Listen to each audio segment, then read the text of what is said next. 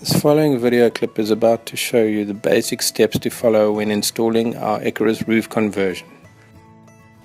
I always suggest before starting the Icarus conversion that it's important to check the vehicle for any leaks that may be occurring through the door or roof areas, so that you're sure that before you've installed your roof conversion you're aware of any problem areas that may arise after the conversion is completed.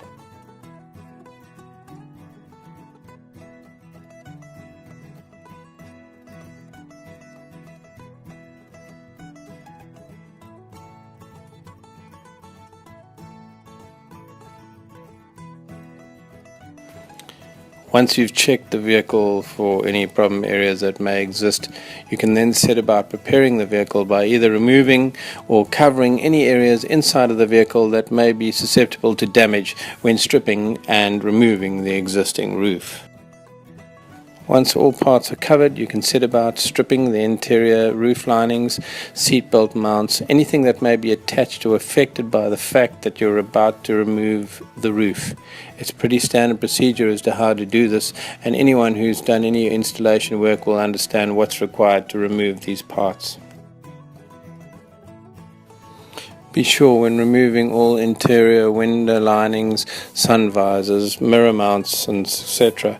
that you hang on to all those parts and keep them safe, as part of that equipment will be reinstalled on the installation of the new roof.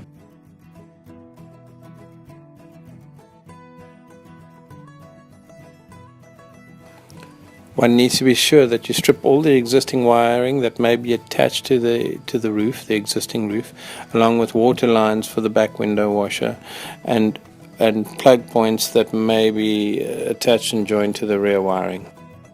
You will need to cut the line to the rear plug, as the loom will not slide out of the existing roof, and rejoin it once the new roof is back in position.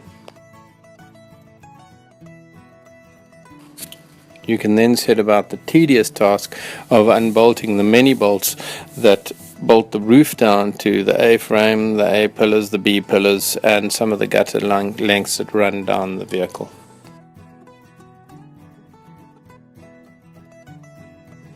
You will then need to cut the glue line that joins the windscreen frame to the roof. Apply caution when doing so, as it's a thick, strong layer of glue that bonds the roof to the windscreen frame. We use a carpet knife, or a Stanley knife as they call it. Just be careful when cutting that you don't cut the paint off the windscreen frame. Once the glue line is cut, you will need to lever and force the roof to lift away from the last part of binding glue. Then, with the help of others, if you have others to help, or using a forklift, you may be able to strap and lift the entire roof off the vehicle. Part 1 of the job is now complete. You will then need to set about cleaning off the remaining glue that sits on the top of the window frame, and possibly any dust and dirt that may have gathered in the areas along the top edges of doors and so on, in order for you to be able to glue the new roof down into place. You will then need to place the new Icarus roof conversion in the position of the old roof, and make sure that it is seating nicely in place, getting all your corners squared and in the right position for you to start marking your drilling points for the new roof. Once you've marked and drilled all your holes, we sometimes even like to just drop the bolts in the front end to be sure that we are in the right position and that the back end is ready for you to drill. Once that is drilled and we're satisfied that we've marked and drilled all holes, we then remove the roof conversion in order for us to clean up and prep with glue to place for one final time.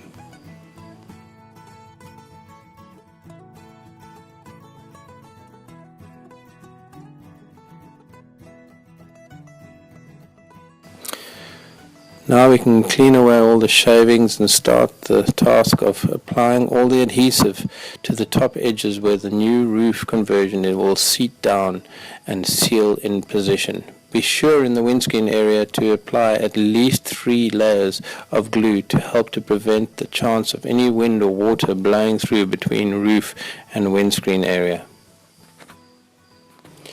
It is very important when lowering the roof into position that you make sure that you try to land in as square a position as possible in order to prevent as little mess as possible by shifting the roof around to try and locate it in the right and final position. Once you're certain that the Icarus roof conversion is now in the correct position, you can start the task of bolting it down tight. While bolting down the roof, you can also set about replacing the door seals and checking all doors are fitting correctly and are lining up.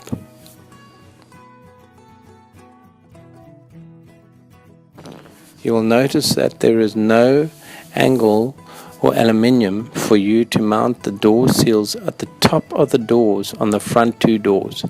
These angles we supply separately, and you will need to drill and rivet these in position, applying glue behind the plates once you have fitted the roof.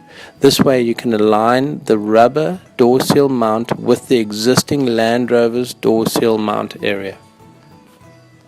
Now you can set about installing your map shelf and sun visors.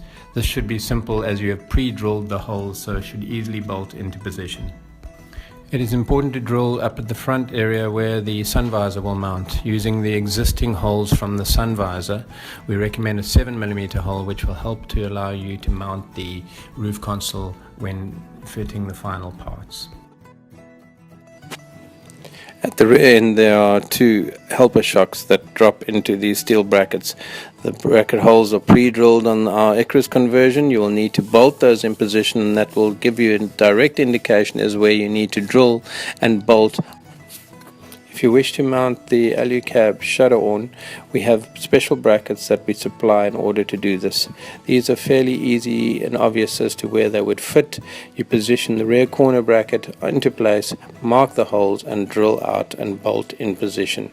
The front would then be fitted in accordance with the rear mounting bracket. So mount the back end first, and you are able to then mark and drill the front end. Once you've completed bolting down your roof conversion and mounting your awning, you can then bolt in the internal panels that close off the roof conversion and give it a nice finished look. You have now basically completed the job and just need to put back the original plastics that were removed. Some may need some trimming in parts where they do not 100% line up with the new conversion.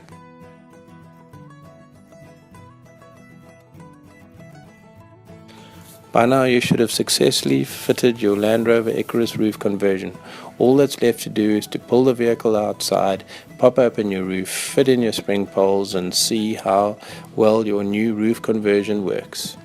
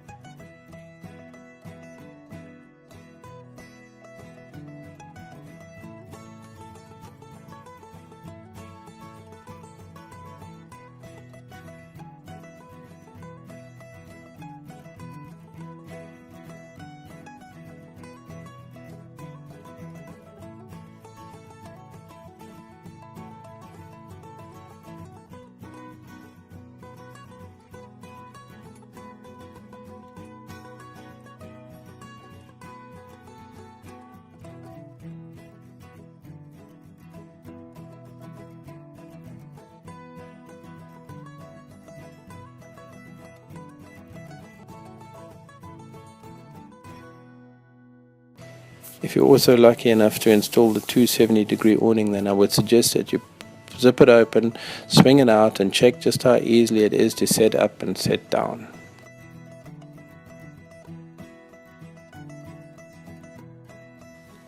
So now that you have your Icarus conversion installed, get out there and get camping.